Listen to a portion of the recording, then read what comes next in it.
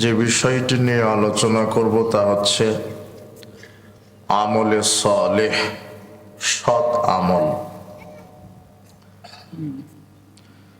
উক্ত বিষয় আমরা কোরআন এবং সহিহ সুন্নাহ থেকে আমরা আলোচনা করার চেষ্টা করব ইনশাআল্লাহ। কোয়েলটা সরিয়ে দেন।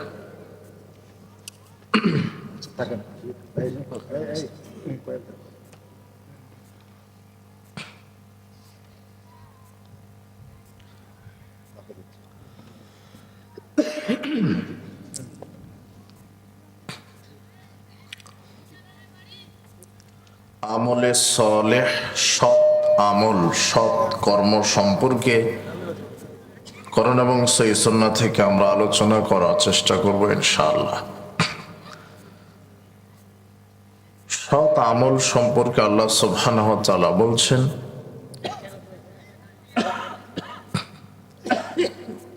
ইন্নাল্লাযীনা আমানু ওয়া আমিলুস সালিহাত, নিশ্চয়ই যারা ঈমান এনেছে এবং আমলে সালেহ করেছে,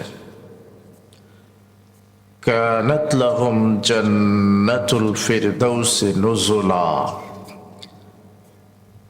তাদের জন্য আপ্যায়নের জন্য রয়েছে জান্নাতুল ফিরদাউস।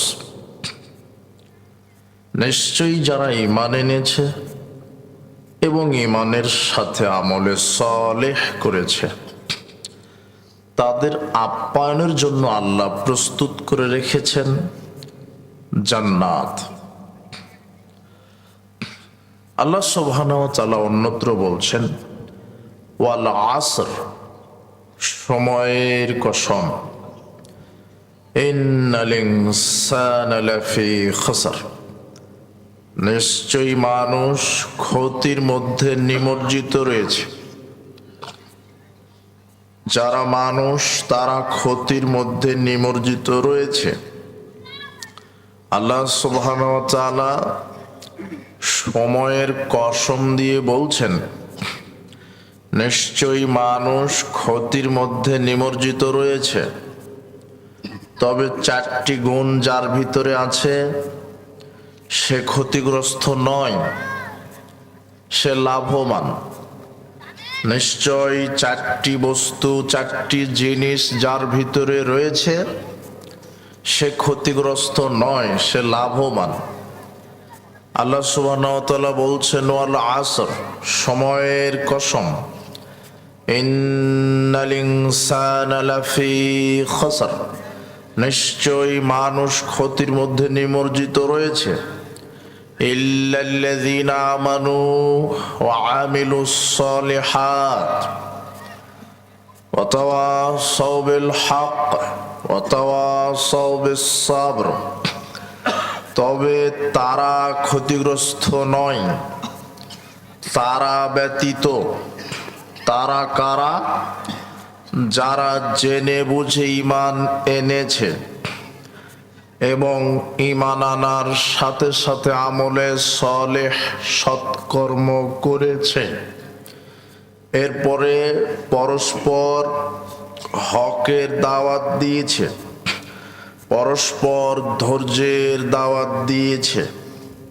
তাহলে আল্লাহ সুবহানাহু ওয়া তাআলা এখানেও বলছেন মানুষ ক্ষতিগ্রস্ত, তবে যারা ঈমান এনেছে আর ঈমান আনার সাথে সাথে সৎকর্ম করেছে, এরা ক্ষতিগ্রস্ত নয়। আবু হুরায়রা রাদিয়াল্লাহু আনহু বলেন, রাসূল সাল্লাল্লাহু আলাইহি ওয়াসাল্লাম বলেছেন,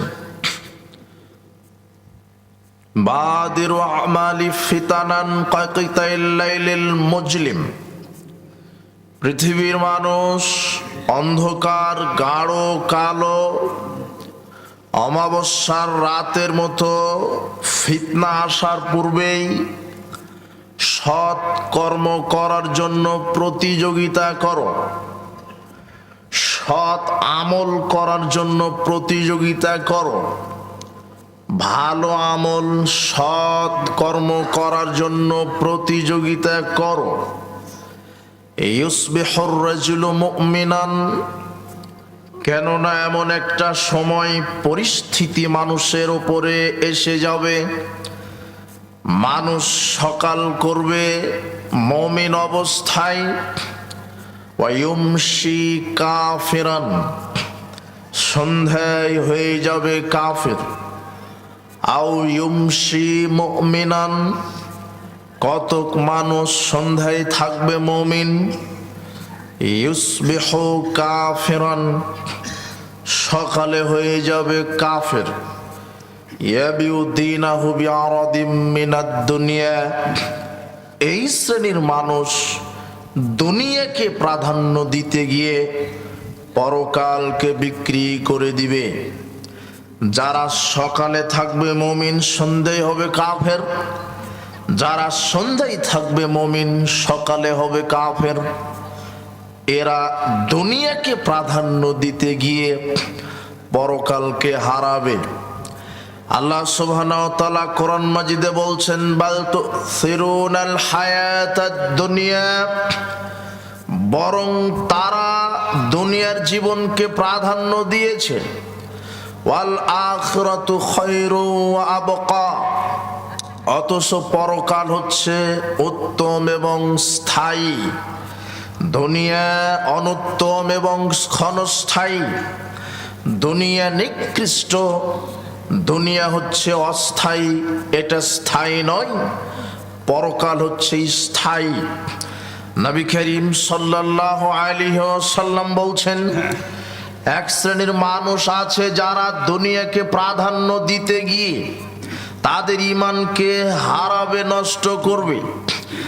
যারা দুনিয়াকে প্রাধান্য দিবে এমন বহু মানুষ দেখা যাবে, সকালে থাকবে মুমিন, সন্ধ্যায় হবে কাফের। আল্লাহ সুবহানাহু ওয়া তাআলা কোরআন মাজিদের অন্যত্র বলছেন, আলহাকুমুত তাকাসুর, অধিক পাওয়ার আকাঙ্ক্ষা মানুষের উপরে চেপে বসেছে। হাত্তা যুরতুমুল মাকাবির, যতদিন না মানুষ কবরে উপস্থিত হয়েছে। যখন মানুষ কবরে চলে যাবে তখন তার আশা আকাঙ্ক্ষা স্বাদ মিটে যাবে।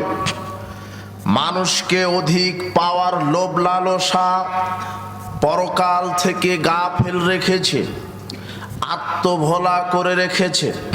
তার দুনিয়া লাগবে, তার অর্থ সম্পদ লাগবে, পদবি লাগবে, ক্ষমতা লাগবে, তার মর্যাদা লাগবে।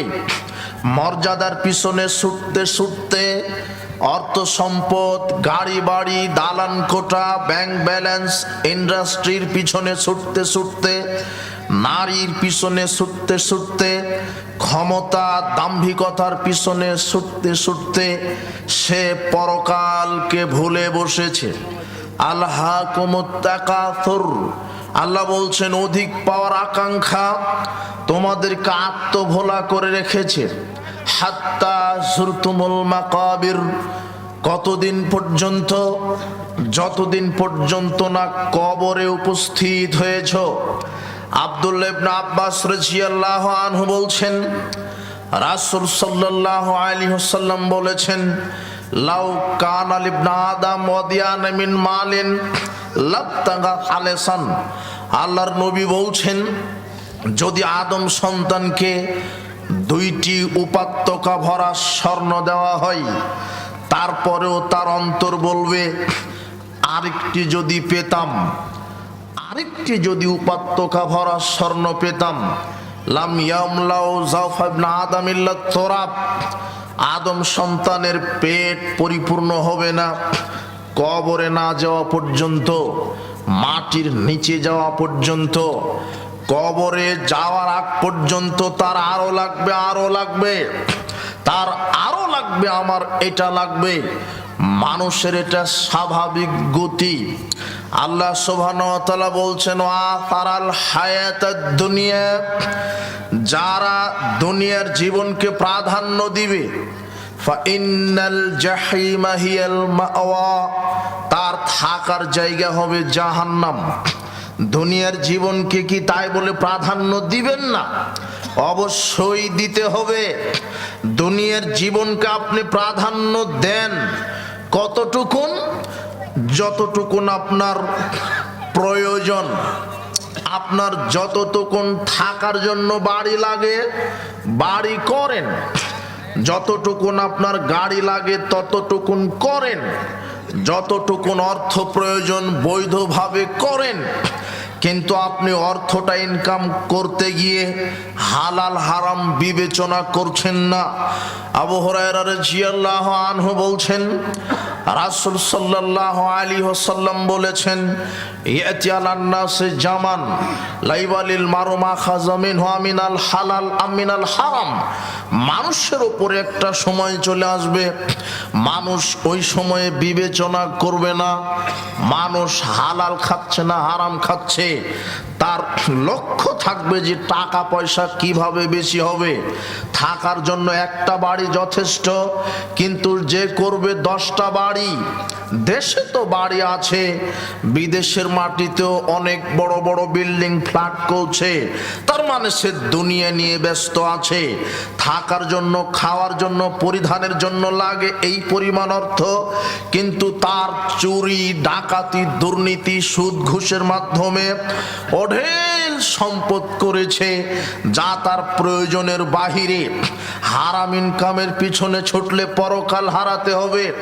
প্রয়োজনের অতিরিক্তটা যদি আপনি করতে যান হারাম ভাবে, পরকাল হারাতে হবে। যতটুকুন থাকার জন্য প্রয়োজন বৈধভাবে করেন। আপনি হাজারো লক্ষ কোটি টাকা ইনকাম করেন, তাতে দোষ নেই, সেটা হতে হবে বৈধভাবে হালাল ভাবে। টাকা বেশি ইনকাম করেন, এতে ইসলাম নিষেধ করেনি, কিন্তু টাকা উপার্জন করতে গিয়ে যদি হারাম ইনকাম করেন পরকাল হারাবেন। টাকা হালাল ভাবেও যদি আপনি ইনকাম করেন, কোটি কোটি হাজারো billion million trillion lakh crore টাকা হালাল ভাবে ইনকাম করছেন, কিন্তু হালাল ভাবে ইনকাম করাও আপনার অপরাধ হবে কখন? যখন আপনি শুধু দুনিয়াকে প্রাধান্য দিচ্ছেন, পরকালকে ভুলে গিয়ে। আপনি দুনিয়া ইনকাম করতে করতে পরকালের জন্য কিছুই করছেন না। ওয়ামাল হায়াতুদ দুনিয়া ইল্লা মাতাউল গুরুর। আল্লাহ সুবহানাহু ওয়া তাআলা কোরআন মাজিদে বলছেন, দুনিয়ার জীবন নিছক খেলতামাশা, দুনিয়ার জীবন হচ্ছে ধোঁকার সামগ্রী। দুনিয়া মানুষকে ধোঁকায় ফেলেছে। আলী রাদিয়াল্লাহু আনহু বলছেন, রাসূল সাল্লাল্লাহু আলাইহি ওয়াসাল্লাম বলেছেন, আর তাহালাতিদ দুনিয়া মুদবিরাতান, দুনিয়া মানুষকে পৃষ্ঠ প্রদর্শন করে চলে যাচ্ছে। ওয়ার তাহালাতির আখিরাতু মুকবিলাতান, আর পরকাল সমুখের দিকে ধেয়ে আসছে। ওয়ালিকুল্লি ওয়াহিদাতিন মিনহুমা বানুন, আল্লাহর নবী বলছেন যে উভয়েরই সন্তানাদি আছে, পরকালের আছে দুনিয়ার আছে। ফায়াকুনু মিন আবনাইল আখিরা, তোমরা দুনিয়ামুখী হইও না, পরকালের সন্তানাদি হও। ওয়ালা তাকুনু আবনাইদ দুনিয়া, দুনিয়ার সন্তানাদি হইও না। ফাইনাল ইয়াউমা আমালুল হিসাব, দুনিয়াতে কর্ম চলে, আল্লাহ হিসাব নেন না। অগাদান হিসাব ওয়াল আমাল, আর পরকালে আগামীকাল আল্লাহ হিসাব নেবেন, সেদিন কোনো আমল চলবে না। দুনিয়ার জীবন আমল করার জায়গা, কিন্তু এই দুনিয়া নিয়ে যদি আপনি ব্যস্ত থাকেন, আপনি অর্থ সম্পদের পিছনে ছুটতে ছুটতে যদি পরকালকে ভুলে যান, তাহলে সেই অর্থ আপনার ক্ষতির কারণ হবে। আপনি নেতৃত্বের পিছনে ছুটতে ছুটতে যদি পরকালকে ভুলে যান, এই নেতৃত্ব আপনার ক্ষতির কারণ হবে। আপনি নারীর পিছনে ছুটতে ছুটতে যদি পরকালের জন্য কিছু না করেন, এই নারী আপনার ক্ষতির কারণ হবে। আপনি দুনিয়াকে প্রাধান্য দিতে গিয়ে যদি পরকালকে ভুলে যান, তাহলে আপনার পরকালে থাকার জায়গায় জাহান্নাম হবে। তাই তো আল্লাহ সুবহানাহু ওয়া তাআলা বলছেন যে তোমরা আল্লাযী খালাকাল মাউতা ওয়াল হায়াতা লিয়াবলুয়াকুম আইয়ুকুম আহসানু আমালা, আমি মানুষের মৃত্যু এবং জীবন সৃষ্টি করেছি, এরপরে পৃথিবীতে প্রেরণ করেছি কেন? আমি তাদেরকে পরীক্ষা করতে চাচ্ছি তোমাদের ভিতরে আমলের দিকে কে ভালো আমল করতে পারে, কে সৎ আমলের প্রতিযোগিতা করতে পারে।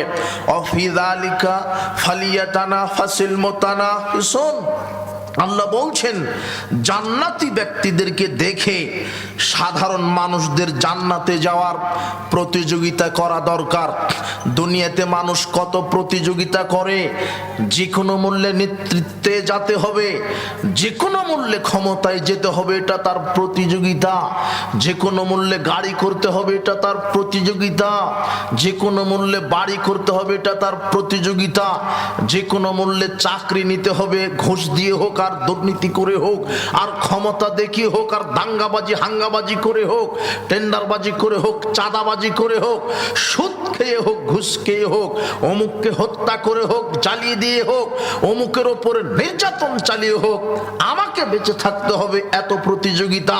অথচ দুনিয়া ক্ষণস্থায়ী, আজ আছে কাল থাকবে না। আল্লাহর নবী বলছেন দুনিয়া মানুষকে ধোঁকা দিচ্ছে কিভাবে। আমরা যখন ওই ছোটবেলাতে ওই গোসল করতে যেতাম নদীতে বা খালে পুকুরে, তখন পানি ধরার চেষ্টা করতাম এভাবে খামচা দিয়ে। যতবারই খামচা দিই ততবার পানিটা আঙুল ভেদ করে আঙুলকে ফাঁকি দিয়ে চলে যায়। আপনি যদি সকাল থেকে সন্ধ্যা পর্যন্ত পানিকে ধরতে চান, তাহলে পানি সকাল থেকে সন্ধ্যা পর্যন্ত আপনাকে ফাঁকি দিয়ে চলে যাবে, আপনি পানি ধরতে পারবেন না।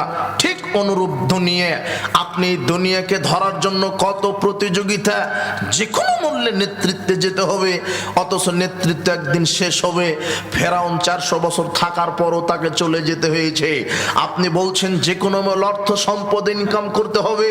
কারুনের হাজারো billion million trillion lakh crore টাকার সম্পদ ছিল, কিন্তু কারণ সম্পদ দিয়ে উপকারে আসতে পারেনি, তাকে ধ্বংস হতে হয়েছে।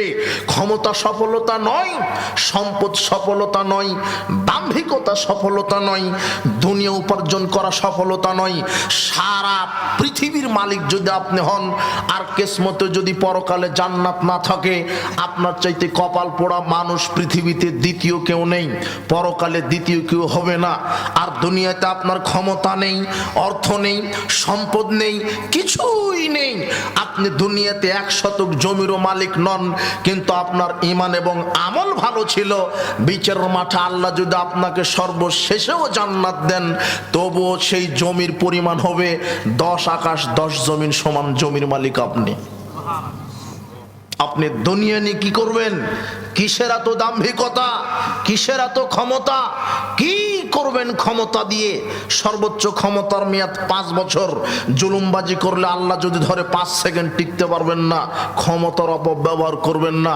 হে যুবক, তুমি দল পার্টি করতে গিয়ে মানুষকে মানুষ মনে করো না, ভ্যান চালককে মানুষ মনে করো না, দোকানদারকে মানুষ মনে করো না, পানের দোকানদারকে তুমি মানুষ মনে করো না। তুমি কত বড় ইতশ্রেণীর হয়েছ। দাম্ভিকতা তোমাকে পশু করেছে, ক্ষমতা তোমাকে নর পশুতে নিয়ে গেছে। তুমি চাঁদাবাজি করো মানে তুমি রিক্সা চালকের কাছ থেকে চাঁদা তুলো কেন? তুমি দোকানদারের কাছ থেকে চাঁদা তুলো কেন?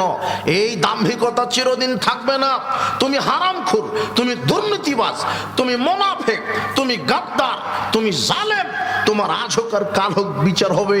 ক্ষমতা দিয়ে দুনিয়াতে 1 মিনিট টিকার চিন্তা করবেন না। ক্ষমতার অপব্যবহার করলে আল্লাহ ধরবেন। তুমি নেতৃত্বে আছো, কথা ভালো কথা। তোমার নেতা দেশে নেতৃত্ব দিচ্ছে, কথা ভালো কথা। তোমার নেতাকে আমরা বলেছি, আল্লাহর নবী বলেছেন, সাবাতুন ইউদিল্লুহুমুল্লাহু ফি জিল্লিহি ইয়াওমা লা জিল্লা ইল্লা জিল্লুহু। বিচারের মাঠে 7 শ্রেণীর লোককে আল্লাহ আরশের নিচে জায়গা দিবেন, যেদিন তার ছায়া ব্যতীত কোনো ছায়া থাকবে না। তার প্রথম যেই ব্যক্তিকে আল্লাহ আরশের নিচে জায়গা দিবেন, ইমামুন আদেল, ন্যায়পরায়ণ শাসক, এমপি মন্ত্রী মেম্বার চেয়ারম্যান হেডমাস্টার হেড মাওলানা মুহাদ্দিস, যে যেখানে ন্যায়ের ভিত্তিতে মুহাম্মদ সাল্লাল্লাহু আলাইহি ওয়াসাল্লামের আদর্শের ভিত্তিতে আল্লাহর বিধানের ভিত্তিতে সমাজ পরিবার রাষ্ট্র চালাচ্ছে, তাদেরকে আল্লাহ বিশেষ মেহমান হিসেবে আরশের নিচে জায়গা করে দিয়ে জান্নাতুল ফেরদাউস দান করবেন। তাহলে তুমি দাম্ভিকতা দেখাও না। তুমি ক্ষমতায় গিয়ে কেন বলছো, কেন করছো চাঁদাবাজি, কেন করছো দুর্নীতি? সাবধান।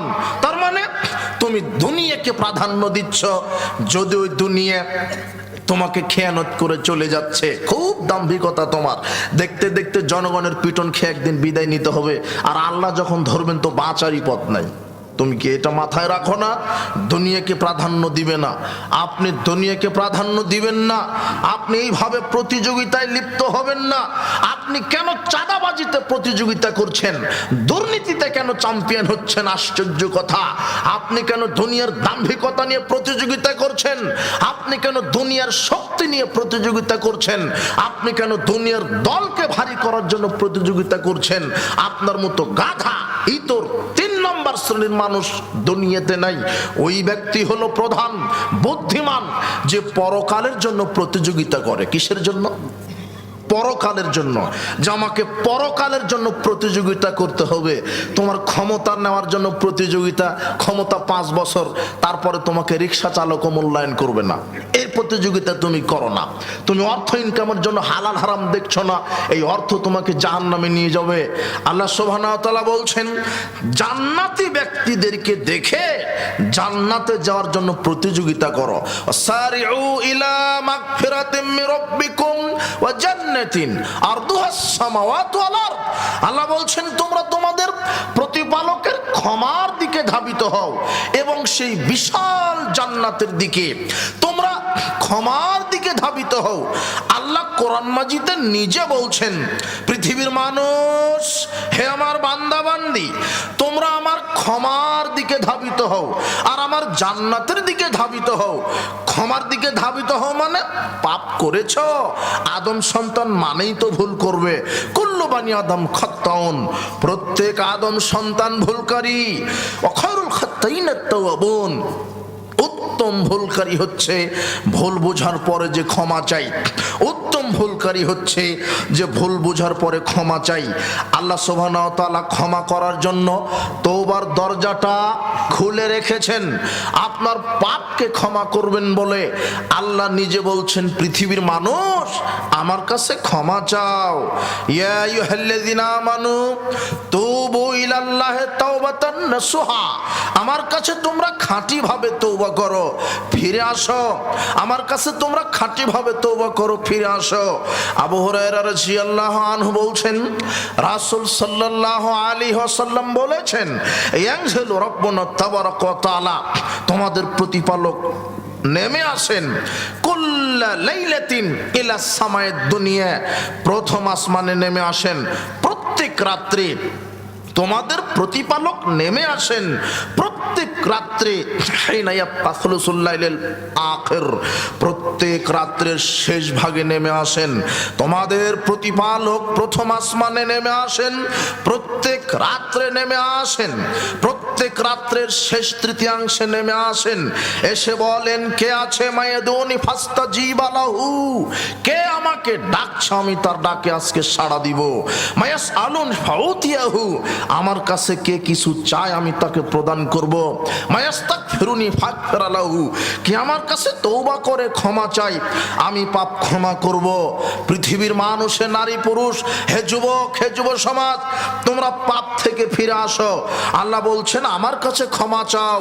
কত পাপ করেছো?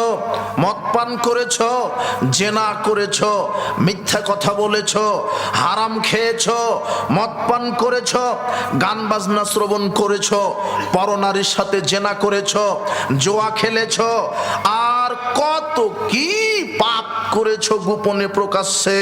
আল্লাহকে বলো, আল্লাহ নিজে বলছেন আমার কাছে ক্ষমা চাও। বলো, আল্লাহ আমি পাপ করেছি, তুমি জানো, আমি তোমার কাছে পাপ স্বীকার করছি প্রতিপালক। দেখো আমি বড় লজ্জিত, আমি বড় অনুতপ্ত, তুমি রহমান, তুমি দয়াবান, তুমি গফফার, তুমি পাপ ক্ষমা করতে পারো আমি বিশ্বাস করি। তুমি কোরআন মাজিদে বলেছো, আল্লাহ ছাড়া পৃথিবীর কেউ মানুষের পাপ ক্ষমা করতে পারে না। মানুষের পাপ আল্লাহ ছাড়া কেউ ক্ষমা করতে পারে না। কোনো পীর সাহেব পারে না, কোনো আকাবির পারে না, কোনো অমুক নেতা পারে না, একমাত্র তুমি পাপ ক্ষমা করতে পারো। আমি জানি কোথায় কি পাপ করেছি, আর তুমি জানো আমি মদ পান করেছি, আমি মিথ্যা কথা বলেছি, আমি জেনা করেছি, আমি কত পাপ করেছি গোপনে প্রকাশ্যে। প্রতিপালক আমি লজ্জিত, আমি অনুতপ্ত। আমি তোমার কাছে ক্ষমা ভিক্ষা চাচ্ছি। তুমি রহমান, তুমি দয়াবান, তুমি গাফফার, তুমি মহাপরাক্রমশালী, তুমি আজিজ, তুমি কাহ্হার। তুমি ধরতে পারো, পাকড়াও করতে পারো, তুমি শাস্তি দিতে পারো, তুমি ক্ষমা করতে পারো। তুমি জাহান্নাম দাতা, তুমি জান্নাত দাতা। তুমি ছাড়া কোনো দ্বিতীয় রব নেই, কোনো মাবুদ নেই, কোনো উপাস্য নেই, প্রতিপালক। তুমি আমার পাপ ক্ষমা করো। এইভাবে ক্ষমা ভিক্ষা চান, এইভাবে পাপ থেকে ফিরে আসেন। তখন আল্লাহ বলবেন ইল্লা মান তাবা ওয়া আমানা ওয়া আমিলা আমালান সলিহা। যে ব্যক্তি এইভাবে তওবা করলো, ফিরে আসলো, ঈমানকে নবায়ন করলো, পাপ থেকে ফিরে আসলো, তওবা করে ভালো মানুষ হয়ে গেল, এরপরে সৎ আমল করা শুরু করলো, আল্লাহ বলছেন ফাউলাইকা ইউবাদদিলুল্লাহু সাইয়্যাতিহিম হাসানাত। শোনাক, আমি তার বিগত যত পাপ ছিল সব পাপকে তো ক্ষমা করলাম, বিগত সব পাপকে নেকি করে দিলাম। আজকে তওবা করে ফিরে আসতে হবে। যতদিন সালাত আদায় না করে যত কুফরি করেছেন, আজকে তওবা করেন, ঈমানকে নবায়ন করেন। যারা সালাত আদায় করেন না, আজকে ঈমানকে নবায়ন করেন। আশহাদু আল্লা ইলাহা ইল্লাল্লাহু ওয়াহদাহু লা শারীকা লাহু ওয়া আশহাদু আন্না মুহাম্মাদান আবদুহু ওয়া রাসূলুহু। ঈমানকে নবায়ন করলেন, এরপরে ওযু করে 5 ওয়াক্ত সালাত পড়ার জন্য প্রতিযোগিতা করো। আল্লাহ বলছেন, আমি আমার বান্দাদের জন্য এমন জান্নাত প্রস্তুত করে রেখেছি, যারা সৎ আমল করে তাদের জন্য এমন জান্নাত প্রস্তুত করে রেখেছি। যারা সৎ আমল করে তাদের জন্য আমি এমন জান্নাত প্রস্তুত করে রেখেছি, যেই জান্নাত কারো চক্ষু কোনোদিন দেখেনি, কারো কর্ণ কোনোদিন শোনেনি, অন্তর পরিকল্পনা করেনি। কত সুন্দর জান্নাত হতে পারে, অন্তর পরিকল্পনা করেনি কত সুন্দর জান্নাত হতে পারে। জান্নাতে বালাখানা আছে, জান্নাতে মধুর ঝর্ণা আছে, জান্নাতে সুমিষ্ট পানির ঝর্ণা আছে, জান্নাতে শরাবের ঝর্ণা আছে, জান্নাতে সুমিষ্ট ফলমূল আছে, পাখির গোশ আছে, কত ফল ফলাদি আছে, নিয়ামত আর নিয়ামত। ইদা রাআইতা সাম্মা রাআইতা নাঈমান ওয়া মুলকান কাবীরা। আল্লাহ বলছেন, জান্নাতবাসীরা জান্নাতের যেদিকে তাকাবে সেদিকে নিয়ামত আর নিয়ামত, শুধু নিয়ামতে পরিপূর্ণ। আল্লাহর নবী বলছেন, জান্নাতে এমন একটা বৃক্ষ আছে, জান্নাতে এমন একটা বৃক্ষ আছে, যে বৃক্ষ জান্নাতের সব বৃক্ষেরই ডাল শাখা প্রশাখা হবে স্বর্ণের। জান্নাতে বৃক্ষ আছে এমন বৃক্ষ, যেই বৃক্ষ দ্রুতগামী ঘোড়ার যদি 100 বছর অতিক্রম করে তবু বৃক্ষের ছায়া অতিক্রম করতে পারবে না।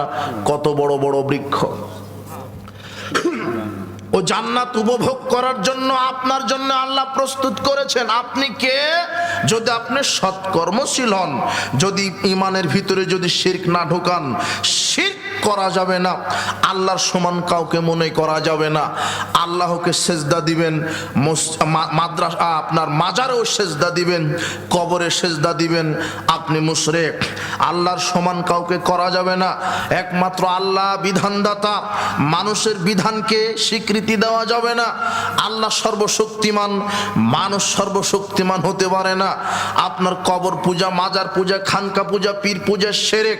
আপনার এই যত মানব রচিত কোন মতবাদ আছে, দিবস আছে, এগুলি পালন করা শিরক। তাবিজ ঝোলানো শিরক। আপনার অমুক মসজিদে মানত করা, অমুক দরগায় মানত করা, এগুলি শিরক। পীরের সুপারিশ ছাড়া জান্নাত হয় না, পীরের উসিলা ছাড়া জান্নাত হয় না। পীর মানুষের পাপ ক্ষমা করে দিতে পারে, পীরের দরগায় মানত করলে বালা মুসিবত দূর হয়। এই আকীদাগুলি শিরক। পীর কবরে জীবিত আছে, আকাবিররা মরে যান না, মৃত্যুবরণ করেন না। পীর কবরে জীবিত থেকে মানুষের ভালো মন্দ করার ক্ষমতা রাখে। এই আকীদা শিরক। আল্লাহ বলছেন, তোমরা জেনে বুঝে ঈমান আনো, ঈমানের সাথে শিরক করো না। আল্লাহ বলছেন, তোমরা ক্ষমার দিকে ধাবিত হও আর আমার জান্নাতের দিকে ধাবিত হও। কেমন জান্নাত? যেই জান্নাতে সব নেয়ামত দিয়ে পরিপূর্ণ করা আছে। যারা জান্নাতে যাবে, প্রথম দলের যারা জান্নাতে যাবে, তাদের চেহারা হবে উজ্জ্বল, তারা হবে উজ্জ্বল তারকার মতো, তারা হবে ঝকঝকে, তারা হবে উজ্জ্বল। জান্নাতে যারা যাবে তাদের অন্তর হবে এক। যারা জান্নাতে যাবে তারা কোনোদিন বৃদ্ধ বৃদ্ধা হবে না। 30 থেকে 33 বছর পূর্ণ যুবক যুবতী থাকবে, তারা চিরকাল জান্নাতে থাকবে, না বৃদ্ধ হবে না বুড়া হবে।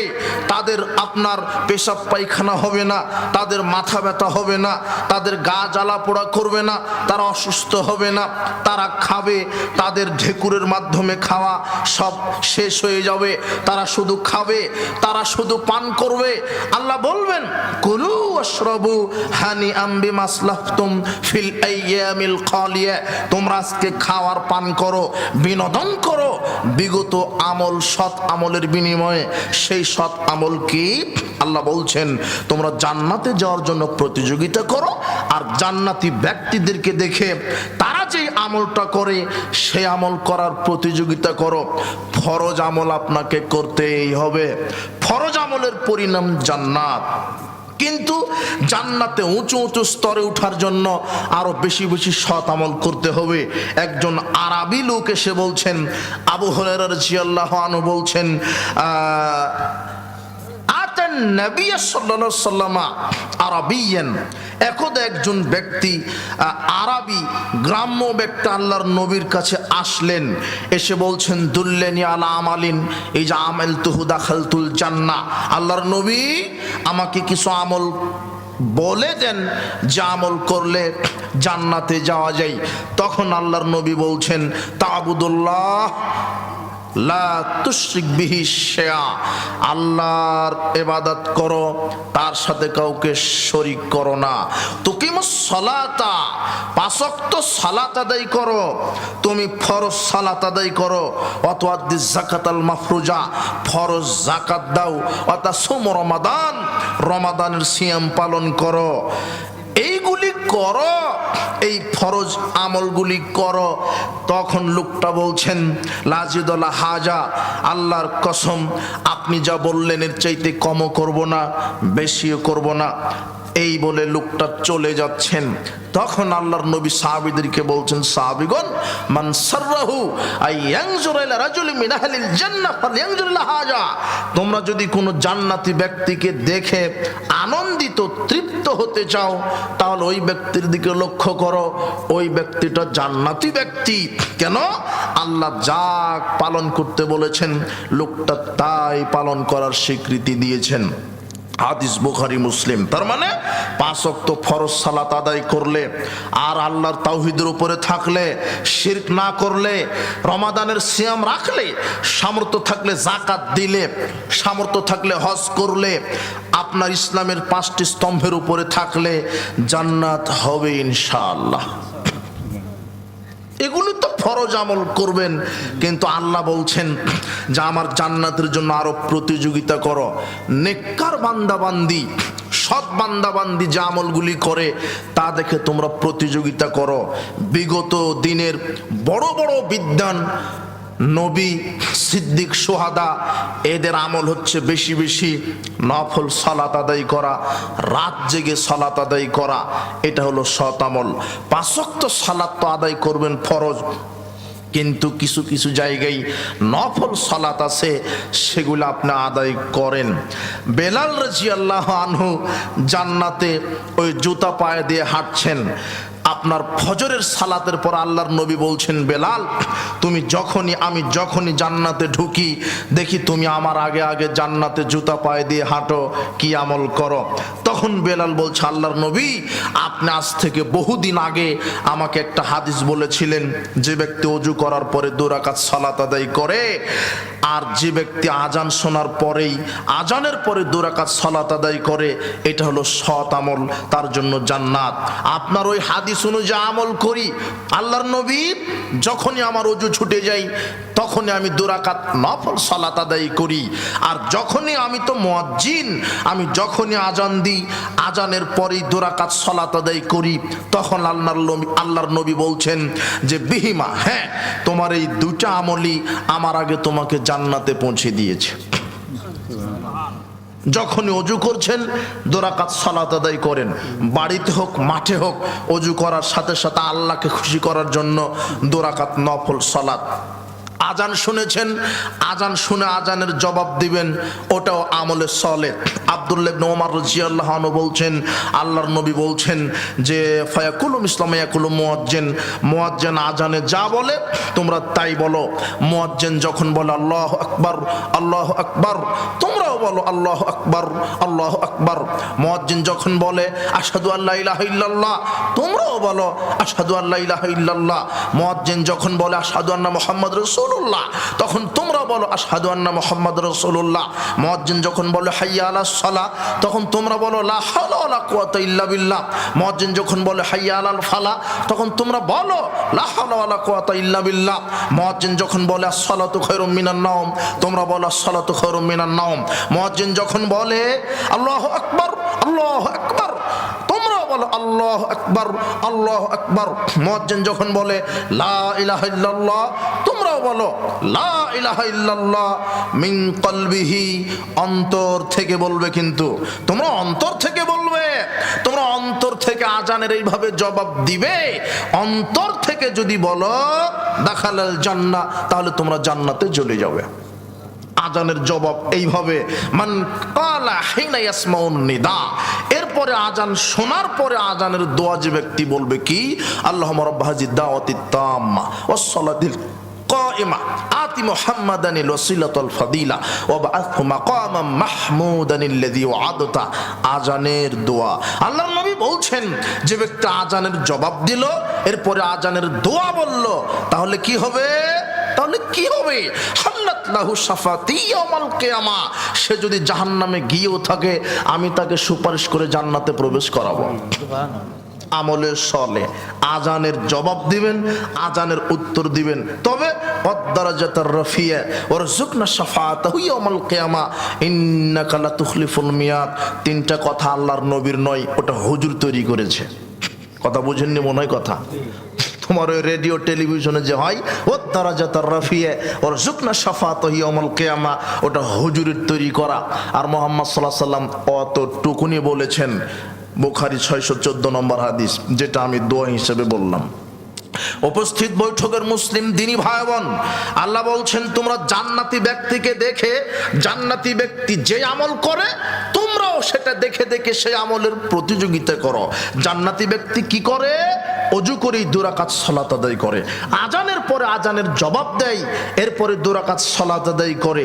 আপনি জুমার দিনে প্রবেশ করেছেন, দেখেন যে মুয়াজ্জিন আজান দিচ্ছে, আগে আজানের জবাব দিবেন, এরপরে আপনি আজানের দোয়া পাঠ করবেন।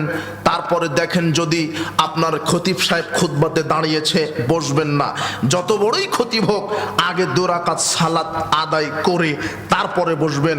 আল্লাহর নবী বলছেন ইযা দাখালা আহাদুকুমুল মসজিদা, যখন তোমাদেরকে মসজিদে প্রবেশ করে, ফালা ইয়াজলিস হাত্তা ইউসাল্লি রাকাতাইন, সে যেন 2 রাকাত সালাত আদায় না করে না বসে, 2 রাকাত সালাত আদায় না করা পর্যন্ত যেন না বসে। যখন আপনি মসজিদে ঢুকছেন, বসার পূর্বে 2 রাকাত সালাত, ওটা মসজিদের হক, ওটা আল্লাহর সন্তুষ্টির জন্য আপনাকে আদায় করতে হবে। মসজিদ আপনার নিজস্ব সচিবালয় নয়, মসজিদ আপনার নিজস্ব বাড়ি নয়, মসজিদ আপনার বিচারখানা নয়, মসজিদ আপনার নিজস্ব সম্পদ নয়, ওটা হলো আল্লাহর ঘর। ওখানে ঢুকে ওখানে বসার পূর্বে আদব আছে, আর আদবটা হলো 2 রাকাত সালাত।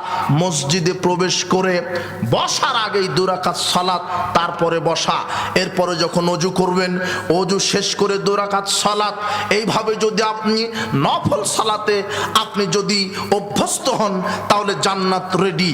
আল্লাহর নবী বলছেন যে ব্যক্তি দিনে রাতে 12 রাকাত সুন্নাত সালাত আদায় করবে, যে ব্যক্তি দিনে রাতে 12 রাকাত সুন্নাত সালাত আদায় করবে, জোহরের পূর্বে 2 রাকাত, জোহর সালাতের ফরজ সালাতের পরে 4 রাকাত, এরপরে এশার সালাতের পরে 2 রাকাত, আপনার ওই মাগরিব সালাতের পরে 2 রাকাত, এরপরে ফজরের সালাতের পূর্বে 2 রাকাত সুন্নাত, এই 12 রাকাত সুন্নাত যে ব্যক্তি আদায় করবে, আল্লাহর নবী বলছেন প্রত্যেক 12 রাকাত সমান একটা জান্নাতে ঘর নির্মাণ করে দিবেন। প্রতিদিন একটা করে ঘর, প্রতিদিন 12 রাকাত সুন্নাত, প্রতিদিন 12 রাকাতের বিনিময়ে একটি করে ঘর। একজন খাদেম, আল্লাহর নবীর একজন খাদেম চট করে গভীর রাত্রে আল্লাহর নবীর কাছে এক বদনা পানি আর একটা মেসোয়াক এনে বলছেন, আল্লাহর নবী মেসোয়াক করেন, অজু করেন।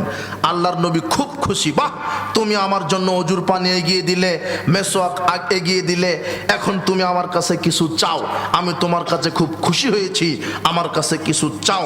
তখন লোকটা বলছে, এন্নি মোরাফাতাকা ফিল জান্নাহ, আমি আপনার সাথে জান্নাতে থাকতে চাই। আল্লাহর নবী মনে করেছেন দুনিয়াতে মনে হয় বাড়ি গাড়ি চাইবে। আপনাকে যদি আপনার এই চাঁপাইনবাবগঞ্জের এমপি অথবা মন্ত্রী বলে আমার কাছে কিছু চাও, তা আপনি তো বলবেন যে ঢাকার বুকে একটা ফ্ল্যাট চাই। আপনার তো ধান্দা দুনিয়া, একটা গাড়ি চাই, কিছু চাও, তখন আপনি কিছু চাইবেন। তো আল্লাহর নবী মনে করেছে, ওই সময় তিনি প্রেসিডেন্ট, উনিও নেতা। আল্লাহর নবী বলছেন তুমি আমার কাছে কিছু চাও। আল্লাহর নবী মনে করেছে হয়তো বাড়ি গাড়ি দুনিয়াবি টাকা পয়সা চাইবে, গরিব মানুষ। কিন্তু আল্লাহ সাহাবী বলছেন যে না, আমি আপনার সাথে জান্নাতে থাকতে চাই। আল্লাহ নবী বলছেন না না, তুমি অন্য কিছু চাও। সাহাবী বলছেন হুয়া যাকা, আমি ওটাই চাই, আমি আপনার সাথে জান্নাতে থাকতে চাই। তখন আল্লাহর নবী বলছেন আচ্ছা ঠিক আছে, আমার সাথে জান্নাতে থাকা তো স্টাফ ব্যাপার, তাহলে তুমি আমাকে বেশি বেশি সেজদা করে আমাকে সহযোগিতা করো, রাতে তাহাজ্জুদের সালাত আদায় করো, এমনিতেই জান্নাত নয়। আবু মালিক আল আশআরী রাদিয়াল্লাহু আনহু বলছেন রাসূল সাল্লাল্লাহু আলাইহি ওয়াসাল্লাম বললেন ইন্না ফিল জান্নাতি গোরাফান, জান্নাতে একটা প্রাসাদ রয়েছে, একেবারে দামি প্রাসাদ, টকটকে ঝকঝকে প্রাসাদ। জান্নাতে একটা প্রাসাদ রয়েছে, একেবারে টকটকে ঝকঝকে প্রাসাদ। ইউরা জাহিরুহা মিন বাতিনিহা ওয়া বাতিনুহা মিন জাহিরিহা, যেই জান্নাতের ভিতর থেকে বাহির দেখা যায়, বাহির থেকে ভিতর দেখা যায়। আদাল্লাহু লিমান আলানাল কালাম, এই জান্নাত 4 শ্রেণীর লোকের জন্য আছে। যেই ব্যক্তি 4টা আমল করবে তার জন্য আছে। 1, মুখের ভাষা নরম, যেই মানুষের মুখের ভাষা নরম, কর্কশ নয়, মেজাজ দিয়ে কথা বলে না, দাম্ভিকতার সাথে কথা বলে না, কর্কশ ভাষায় কথা বলে না, মানুষের সাথে কথা বলে নরম ভাষায়, হাসি মুখে কথা বলে। 2, তাবা সিয়াম, যারা বেশি বেশি নফল সিয়াম রাখে। 3, আতামাত তাআম, যারা অভুক্তকে খাদ্য খাওয়ায়, যারা ক্ষুধার্তকে খাদ্য খাওয়ায়। ওয়াসাল্লা বিল লাইলি ওয়ান নাসু নিয়াম, মানুষ রাতে ঘুমায় আর ওই সময়তে সে তাহাজ্জুদের সালাত আদায় করে। এই 4টা আমল যে করবে তার জন্য আল্লাহ জান্নাতে ওরকম দামি ঘর রেডি করে রেখেছেন। মানুষের সাথে কথা বললে নরম ভাষায়, মেজাজ নয়, দাম্ভিকতাই নয়। খুব সাবধান, আপনার কথাতে যেন মানুষ কষ্ট না পায়। কারো গীবাত করবেন না, কারো পরনিন্দা করবেন না, কাউকে গালি দিবেন না, কাউকে অপবাদ দিবেন না, কারোর ব্যাপারে মিথ্যা রটাবেন না। শোনেন, আপনি যদি কাউকে গালি দেন, অপবাদ দেন, কারো পিছনে লেগে থাকেন, আল্লাহ আপনার পিছনে লাগবেন। মনে রাখবেন, আল্লাহ আপনার পিছনে লাগলে আপনার বাঁচার পথ নাই। মানুষের সাথে কথা বলবেন সুন্দর ভাষায়। 1, 2, বেশি বেশি সিয়াম রাখবেন। বেশি বেশি সিয়াম মানে নফল সিয়াম। কেমন নফল সিয়াম? আয়েশা রাদিয়াল্লাহু আনহা বলছেন কানা রাসূলুল্লাহ সাল্লাল্লাহু আলাইহি ওয়াসাল্লাম ইয়াসুমুল ইসনাইনুল খামিস, আল্লাহর নবী প্রত্যেক সোমবার বৃহস্পতিবার সিয়াম রাখতেন আর বলতেন যে প্রত্যেক সোমবার বৃহস্পতিবার মানুষের 1 সপ্তাহের আমল আল্লাহর সামনে পেশ করা হয়। আমি তাই চাই যে আমার আমল নামাটা আল্লাহর সামনে পেশ করা হোক, ওই সময়তে আমি সিয়াম। আপনি সোমবার বৃহস্পতিবার সিয়াম রাখবেন। আল্লাহর নবী আরেক হাদিসে বলছেন তুফতাহু আবওয়াবুল জান্নাতি ইয়াওমাল ইসনাইনুল খামিসে, প্রত্যেক সোমবার বৃহস্পতিবার জান্নাতের 8টি দরজা খুলে দেওয়া হয়। প্রত্যেক সোমবার এবং বৃহস্পতিবার জান্নাতের 8টি দরজা খুলে দেওয়া হয়। ইউগফারু লিকুল্লি আবদিন, প্রত্যেক প্রত্যেক মুসলিম নারী পুরুষকে ক্ষমা করা হয়, তবে দুই শ্রেণীর মানুষকে ক্ষমা করা হয় না। এক, যে মুশরিক। দুই, যেই মুসলিম পরস্পর ভাই ভাই হিংসা শত্রুতায় জড়িয়ে আছে, এই দুই শ্রেণীর মানুষকে ক্ষমা করা হয় না। ভাইয়ের সাথে শত্রুতা থাকলে সকালে মিটিয়ে নিতে হবে, প্রতিবেশীর কারো সাথে শত্রুতা থাকলে সকালে মিটিয়ে নিতে হবে। দুইজন মুসলমানের মধ্যে, আপনার মধ্যে আর আপনার ভাইয়ের মধ্যে, আপনার মধ্যে আর প্রতিবেশীর মধ্যে যদি আপনার হিংসা বিদ্বেষ শত্রুতা থাকে, তাহলে আপনাকে আল্লাহ ক্ষমা করবেন না। যখনই আপনি শত্রুতা মিটিয়ে পরস্পর বন্ধু হয়ে যাবেন, পরস্পর ভাই হয়ে যাবেন, তখনই আল্লাহ আপনার বিগত সব পাপ ক্ষমা করে দিবেন। সমাধানে না আসা পর্যন্ত ক্ষমা হবে না, হিংসা বিদ্বেষ রাখলে ক্ষমা হবে না, তাহাজ্জুদ পড়লে হবে না। আপনাকে কি দিয়ে বুঝাই? আল্লাহর নবী বলছেন, যে ব্যক্তি হিংসায় জড়িত আছে, পরস্পরের শত্রুতা হিংসায় জড়িত আছে, আল্লাহ তাকে ক্ষমা করেন না। আর যে শিরকে লিপ্ত আছে, আল্লাহ তাকে ক্ষমা করেন না। সোমবার বৃহস্পতিবার জান্নাতের 8টি দরজা খোলা হয়, সোমবার বৃহস্পতিবার জান্নাতের 8টি দরজা খোলা হয়। তাই তো আল্লাহর নবী বলছেন, আমি সোমবার বৃহস্পতিবার নফল সিয়াম রাখি। আপনি ইমানের গতিতে রাখবেন। এরপর আল্লাহর নবী বলছেন, প্রত্যেক মাসের, আরবি মাসের 13, 14, 15 আইয়ামে বীজের সিয়াম রাখো। কেউ যদি প্রত্যেক মাসে 13, 14, 15 সিয়াম রাখে, সে যেন সারা বছর সিয়াম রাখলো, সে যেন পুরো বছর সিয়াম রাখলো। আপনি এভাবে সিয়াম রাখেন, আরাফার সিয়াম রাখেন। আরাফার সিয়াম 9 জিলহজ। আল্লাহর নবী বলছেন, কেউ যদি আরাফার সিয়াম রাখে, আমি আশা রাখি আল্লাহ তার বিগত এবং পূর্বের এবং পরের পুরো 2 বছরের পাপ ক্ষমা করে দিবেন।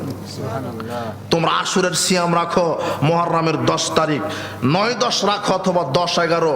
আশুরার সিয়াম রাখো। এই দিনে মূসা আলাইহিস সালামকে আল্লাহ বাঁচিয়েছিলেন, ফেরাউনকে ডুবিয়ে মেরেছিলেন। মূসা আলাইহিস সালাম আল্লাহর শুকরিয়া স্বরূপ সিয়াম রেখেছিলেন। কিন্তু এই দিনে ইহুদি খ্রিস্টান তারাও সিয়াম রাখে 10 মুহররম। তাই আল্লাহর নবী বলেছেন, লা ইন বাকিতু আলা কাবিন ইল্লা সুমান্নাতাসিয়ে, আগামী বছর যদি বেঁচে থাকি 9 তারিখ আগে একটা সিয়াম রাখবো। ওটা ইহুদিদের বিরোধিতা। চিরদিন আপনাকে ইহুদিদের বিরোধিতা করতে হবে। ইহুদি খ্রিস্টানের বিরোধিতা করতে গিয়ে 9 তারিখ আগে রেখে নেবেন, ওটা বিরোধিতা তাদের। এরপরে 10 তারিখ রাখবেন আল্লাহর শুকরিয়া স্বরূপ। এটা হলো 10 মুহররম, আশুরার সিয়াম। আল্লাহর নবী বলছেন, সিয়াম ইয়াম আশুরা আহতাসিবু আলাল্লাহি আইকাফারা সানাতাল্লাতী ক্বাবলাহু। কেউ যদি আশুরার সিয়াম রাখে, আমি আশা রাখি, আমি এটা মনে করি আল্লাহ তার বিগত 1 বছরের সব পাপ ক্ষমা করে দিবেন। নফল সিয়াম, বেশি বেশি নফল সিয়াম রাখবেন। এরপর এটা শাওয়াল মাস চলছে। আল্লাহর নবী বলছেন, মান সামা রমাদানা, যে ব্যক্তি রমাদানের সিয়াম পালন করলো, সুম্মা আতবাহু সিত্তাম মিন শাওয়ালিন, এরপরে শাওয়ালের 6টা সিয়াম রাখলো, কানা কাফ সিয়ামিদ দাহরে, সে যেন পুরো 1 বছর সিয়াম রাখলো। কেউ যদি রমাদান পুরো সিয়াম রাখলো, এরপরে শাওয়ালের 6টা সিয়াম রাখলো, তাহলে আল্লাহর নবী বলছেন সে যেন 360 দিনই সিয়াম রাখলো। আল্লাহর নবী বলছেন, জান্নাতের দামি ঘর ওই ব্যক্তির। কোন ব্যক্তির? যে ব্যক্তি কথা বলে মানুষের সাথে নরম ভাষায়, দাম্ভিকতায় নয়, অহংকার নয়, নরম ভাষায়। 1, 2, যে ব্যক্তি বেশি বেশি নফল সিয়াম রাখে। 3, ওয়াতামাত্তাম, ক্ষুধার্তকে খাদ্য খেতে দেই, ক্ষুধার্তকে খাদ্য খেতে দেই। আল্লাহর নবীকে জিজ্ঞাসা করা হলো, আল্লাহর নবী, আইউল ইসলামে খৈরুন, ইসলামের সর্বোত্তম কাজ কোনটি? আইউল ইসলামে খৈরুন, ইসলামের সর্বোত্তম আমল কোনটি? তখন আল্লাহর নবী বলছেন, তুতইমুত তাআম, অভুক্তকে খাদ্য খাওয়াও, ওয়াতাকরাউস সালাম, আর পরিচিত অপরিচিত ব্যক্তিকে সালাম দাও। অভুক্তকে খাদ্য খাওয়ানো ইসলামের সবচেয়ে দামি আমল। অভুক্তকে খাদ্য খাওয়ানো ইসলামের সবচেয়ে দামি আমল। আবু তালহা রাদিয়াল্লাহু আনহু এক মেহমানকে ক্ষুধা লেগেছিলেন। আবু তালহা মেহমানটা আগে আল্লাহর নবীর কাছে গেছে, গিয়ে বলছেন, আল্লাহর নবী, আমি ক্ষুধার্ত। তখন আল্লাহ নবী বলছেন, দেখো তো আমার বাড়িতে কোনো খাবারের ব্যবস্থা আছে কিনা। খোঁজ নিয়ে দেখে যে আল্লাহর নবীর বাড়িতে পানি ছাড়া কোনো খাবার নেই। তখন আবু তালহা বলছেন, আল্লাহর নবী, আমি মেহমানকে নিয়ে যা আমার বাড়িতে। মেহমানকে নিয়ে যাওয়া হলো। আবু তালহা তার স্ত্রীকে বলছেন, স্ত্রী খাবার রেডি করো, খাবার প্রস্তুত করো। তখন স্ত্রী বলছেন, শোনো আমাদেরই তো খাবার নেই, আমাদের ছেলে মেয়ের জন্য কয়েকটা খেজুর অথবা রুটি আছে, কোনো এক সামান্য খাদ্য আছে। তখন আবু তালহা বলছেন, শোনো স্ত্রী, ছেলে মেয়েকে ঘুমিয়ে দাও, যতটুক খাবার আছে তা মেহমানের জন্য প্রস্তুত করো।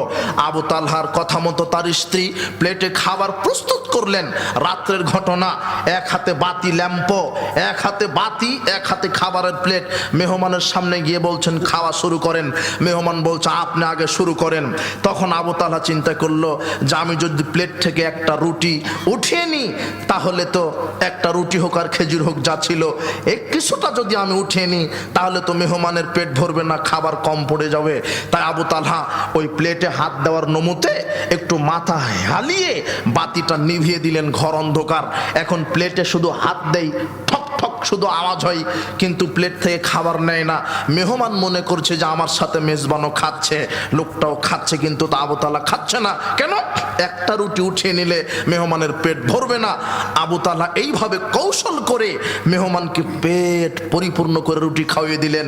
ফজরের সালাতের পর আল্লাহর নবী বলছেন, আবু তালহা তুমি যে অভিনয় করে মেহমানকে পেট পুরে খাদ্য খাইয়ে দিয়েছ, তোমার এই আমলে আল্লাহ এত খুশি হয়েছেন, আল্লাহ আরশ থেকে হেসে ফেলেছেন, জান্নাত তোমার জন্য ওয়াজিব হয়ে গেছে। মেহমানকে খাদ্য খাওয়াবেন। স্ত্রীকে বলবেন, শোনো স্ত্রী, আমি মাঝে মাঝে মুসাফির ধরে আনবো, ভিক্ষুককে ধরে আনবো, ক্ষুধার্ত ব্যক্তিকে ধরে আনবো, আমি না খেয়ে থাকবো, তবু মেহমানকে ওই ক্ষুধার্ত ব্যক্তিকে পেট পুরে খাওয়াবো। তাহলে আল্লাহর নবী বলেছেন দামি জান্নাত। স্ত্রী খারাপ হলে আপনি আমল করতে পারবেন না, এই জন্য স্ত্রী, দিনদার স্ত্রী লাগবে। আপনার স্ত্রীকে আল্লাহ পরহেজগারিতা দান করুন, আমিন। মাঝে মাঝে অভুক্তকে খাদ্য খাওয়াবেন, মাঝে মাঝে অসহায়ের পাশে দাঁড়াবেন। বিচার মাঠে আল্লাহ বলবেন, এই আমি ক্ষুধার্ত ছিলাম, তুই তো আমাকে খেতে দিসনি। তখন আপনি বলবেন, আল্লাহ আপনি আবার কি ক্ষুধার্ত থাকেন? তখন আল্লাহ বলবেন, ওই যে রেল লাইনে, রেল স্টেশনে একজন ব্যক্তি অভুক্ত ছিল, ও তো অভুক্ত ছিল। ওই যে তোমার বাড়ির পিছনে একটা বিধবা নারী, ও তো অভুক্ত ছিল।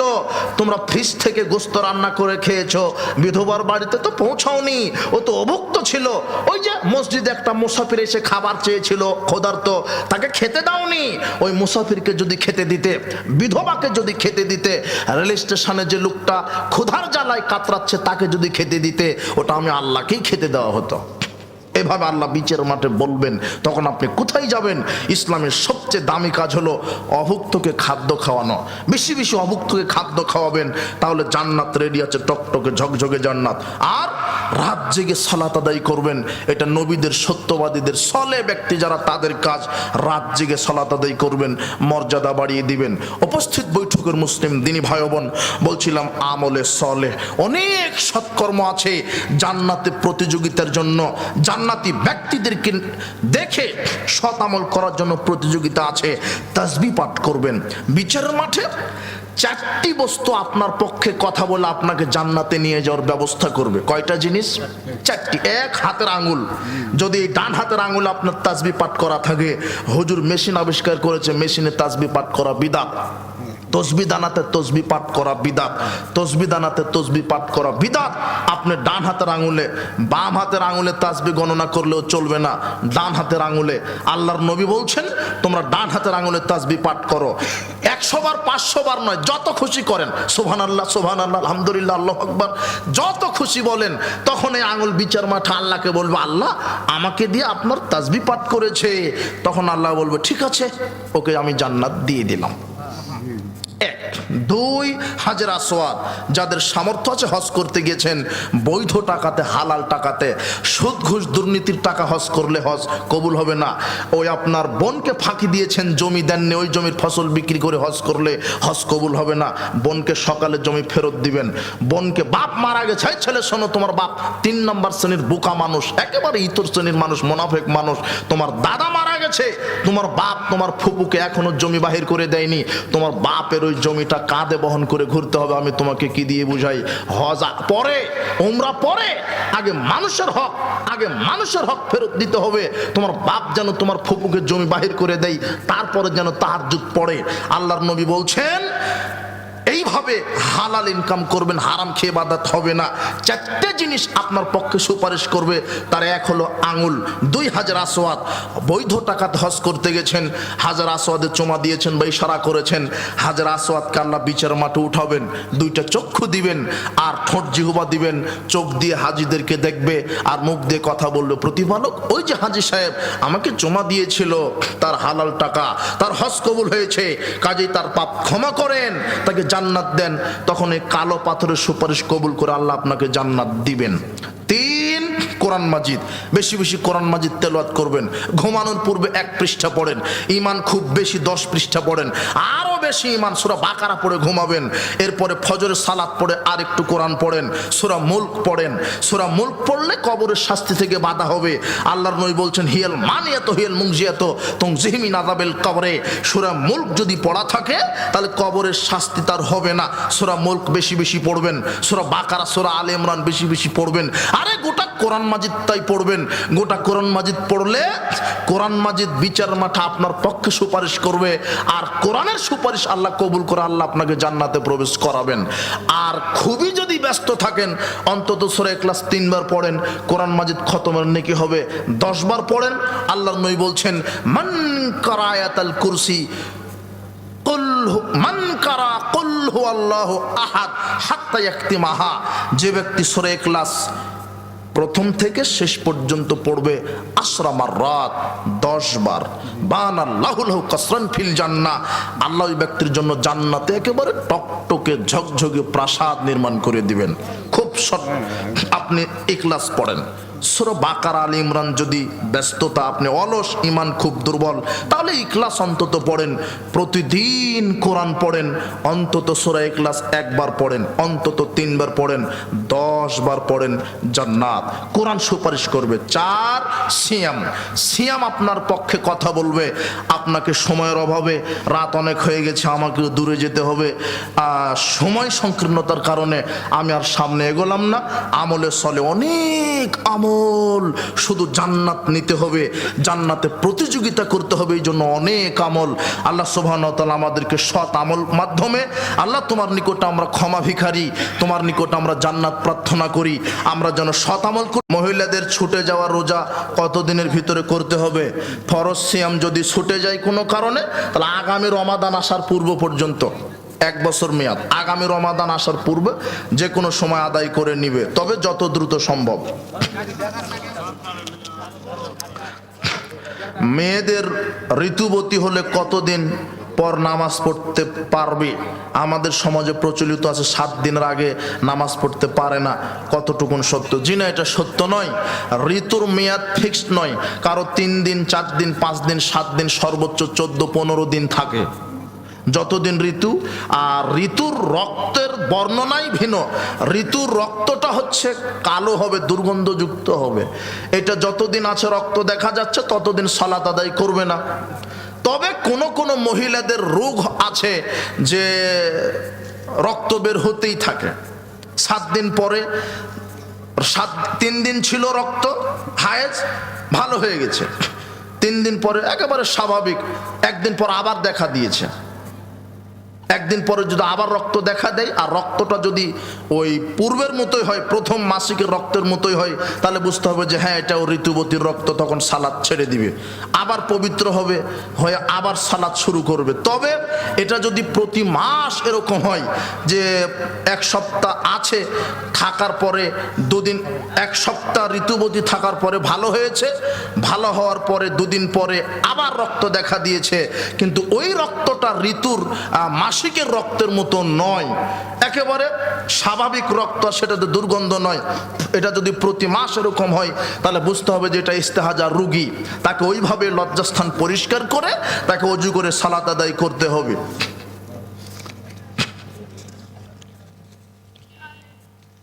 রমাদান মাসে 1 টাকা দান করলে 700 গুণ বেশি নেকি পাওয়া যায়, কথাটা সত্য নয়, মিথ্যা। রমাদানে 1 টাকা দান করলে, রমাদানের বাহিরে যেই দান করলে যত নেকি, রমাদানে দান করলে ততই নেকি। তবে আল্লাহর নবী বলেছেন রমাদান মাসটা হচ্ছে বরকতপূর্ণ মাস, বরকত বেশি পাবেন, বরকত বেশি হবে। মোতা বিবাহ কি? মোতা বিবাহ মানে চুক্তি বিবাহ, ঠিকা বিবাহ। এটা শিয়াদের নোংরা আকীদা। রাফেজি শিয়া ওরা কাফের। তুমি ইরানকে খুব মহব্বত করো, তোমার তো আকীদা তোমার জানা নাই তো, তাদের মনে করো যে মুসলিম বলে সাপোর্ট করো। জি না, ইরানের রাফেজি শিয়া ওরা কাফের। ওরা বলে হচ্ছে আয়েশা রাদিয়াল্লাহু আনহা জেনাকারিনী নারী। ওরা হচ্ছে আফগানিস্তানকে ধ্বংস করেছে, তোমার ইরাককে ধ্বংস করেছে, ইয়ামানকে ধ্বংস করেছে, সিরিয়াকে ধ্বংস করেছে। ওরা এখন সুযোগ আছে সৌদি আরবকে ধ্বংস করবে। সৌদি আরবকে দখল করে ওদের প্রথম টার্গেট হবে ওরা হলো আলী, হাসান, হুসাইন, ফাতেমা। এই 4-5 জন ব্যতীত যত সাহাবী আছে সব সাহাবীকে তারা কাফের মনে করে। আর তুমি তাদের আকীদা নিয়ে, তাদেরকে নিয়ে তুমি নাচানাচি করো। তোমার ইসলাম আকীদা সঠিকটা তদন্ত করতে হবে। যেহেতু সব সাহাবী কাফের, তাই তারা কোনো হাদিসই মানে না। আর হাদিস যারা মানে না তারা কাফের। আল্লাহ নবী বলছেন সাহাবেদেরকে গালি দিও না। তারা আবু বকর উমরের নাম, ওই কুকুরের নাম রাখে আবু বকর উমর, টয়লেটের ভিতরে আবু বকর উমরের নাম রাখে। আর তারা মনে করে আয়েশা রাদিয়াল্লাহু আনহা জেনাকারিনী নারী। তারা যদি ওই যে সৌদি আরব এখন দখল করে, ওদের প্রথম কাজ হবে যে আয়েশা রাদিয়াল্লাহু আনহার কবর খনন করে আয়েশা রাদিয়াল্লাহু আনহাকে উঠাবে, আবার উঠে তাকে আবার রজম করবে। ওদের এত রাগ, ওদের যে এত ঈমান বিধ্বংসী আকীদা। তারা বলছে যে জিবরাইল ওই 17,000 আয়াত নিয়ে নাজিল হয়েছিল, কিন্তু এরা মুসলমানেরা আয়াতকে চুরি করে কারচুপি করে এখন 6,000 আয়াত করেছে। ওরা কোরআনের ব্যাপারে প্রশ্নবিদ্ধ করে। জি না, যারা এইভাবে ইসলামকে নিয়ে মিথ্যাচার করে তারা মুসলিম হতে পারে না, সাবধান। তো মোতা বিবাহ কি?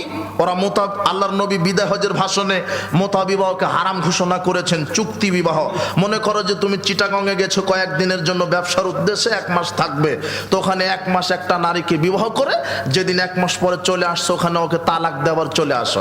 আবার 2 মাস পরে তুমি ঢাকাতে গেছো কোনো কাজে, ওখানে আর একটা নারীকে বিবাহ করো, চুক্তিতে বিবাহ করো।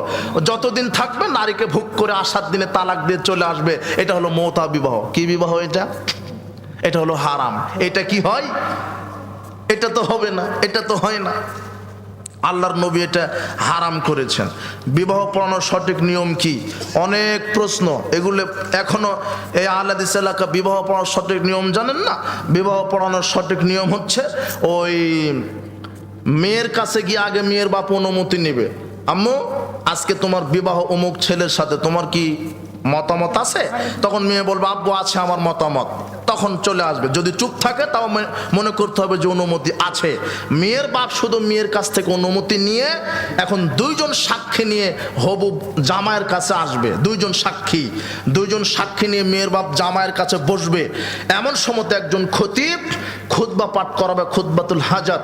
খুতবা পাঠ শেষে মেয়ের বাপ এখন জামাইকে বলবে, শোনো আমার মেয়ে অমুক নাম, আমি তার পিতা, তুমি আমার মেয়েকে এত টাকা মোহরের বিনিময়ে স্ত্রী হিসেবে কবুল করো। তখন ছেলে বলবে কাবিল তু, আমি কবুল করলাম। এই হয়ে গেল বিবাহ। কথা বুঝেননি মনে হয় কথা? উকিল বাপ হারাম, উকিল বাপ চলবে না। উকিল বাপ আবার কি? আপনি 20 বছর ধরে মেয়েকে প্রতিপালন করলেন, আর একটা ভাড়া করে নকল বাপ এনে বিবাহ পড়াবে, এর চাইতে জাহিলিয়াত আর কিছুই হতে পারে না। তোমার হুজুরকে বলা থাকলো যে দেখো উকিল বাপ কোথা আছে, লা নিকাহা ইল্লা বিওয়ালিন ওয়ালা শাহিদাইনে। মেয়ের বাপ আর 2 জন সাক্ষী ছাড়া বিবাহ হয় না। মেয়ের বাপ লাগবে, 2 জন সাক্ষী লাগবে। মেয়ের বাপ আর 2 জন সাক্ষী ছাড়া বিবাহ হয় না। উকিল বাপ হারাম। হুজুর কেন? আল খাল্লা পড়া 14 ডিগ্রি হুজুরও যদি বলে যে উকিল জায়েজ, তবুও হারাম। কেন? মুহাম্মদ সাল্লাল্লাহু আলাইহি ওয়াসাল্লাম বলছেন অভিভাবক হচ্ছেন পিতা। উকিল বাপ হারাম, হারাম, একেবারেই হারাম, না জায়েজ।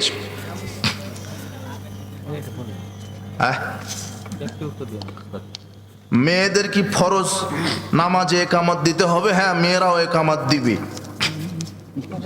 কবর জিয়ারতের সুন্নতি পদ্ধতি কি? কবরে যাবেন, কবরের আপনি গিয়ে কবর জিয়ারতের আপনি দোয়া আছে, আসসালামু আলাইকুম ইয়া আহলাদ দিয়ারি মিনাল মুমিনিন ওয়াল মুসলিমিন, যে দোয়া এটা বলবেন। কবর জিয়ারত বলতে কবরে গেলেন, তার জন্য বললেন আল্লাহ এর প্রতি শান্ত অবতীর্ণ করো, যত মুমিন নারী পুরুষ মারা গেছে। এর উদ্দেশ্য লক্ষ্য হচ্ছে আপনি যে তার থেকে নিজে তার উপকার করবেন এরকম নয়, দোয়া করলেন আর নিজে কবরের কথা চিন্তা করবেন, পরকালের কথা চিন্তা করবেন। এই জন্য আল্লাহ নবী বলেছেন তোমরা কবর জিয়ারত করো।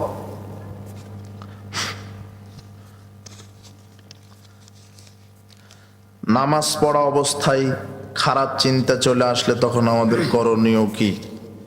খারাপ চিন্তা আসলে ওটা শয়তান আশায় বিভিন্ন খারাপ চিন্তা করে, বাম দিকে 3 বার থুতু মারবেন। আমি গোপন পাপে আসক্ত, তাই এই পাপ থেকে বাঁচার জন্য বিয়ে করতে চাই, কিন্তু বাসা থেকে বিয়ে দিচ্ছে না। ওটা তো হাজারো যুবকের প্রশ্ন। হ্যাঁ,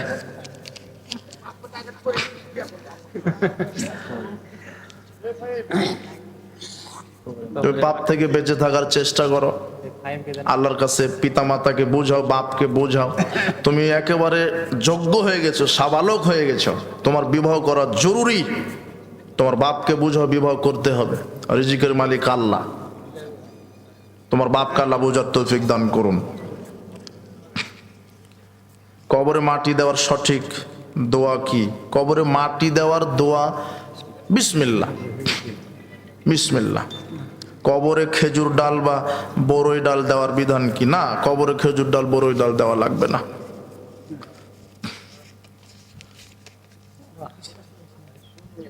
অজুর, অজুর দোয়া কি? অজুর দোয়া বিসমিল্লাহ। মসজিদে প্রবেশের দোয়া বাইরে বলবো না ভিতরে বলবো? বাহিরে বলে ভিতরে প্রবেশ করবেন, আর বলে প্রবেশ করবেন। জামাত চলছে, এই সময় আমি জামাতে তাকবীর তাহরিমা বলবো না সরাসরি জামাতে প্রবেশ করব?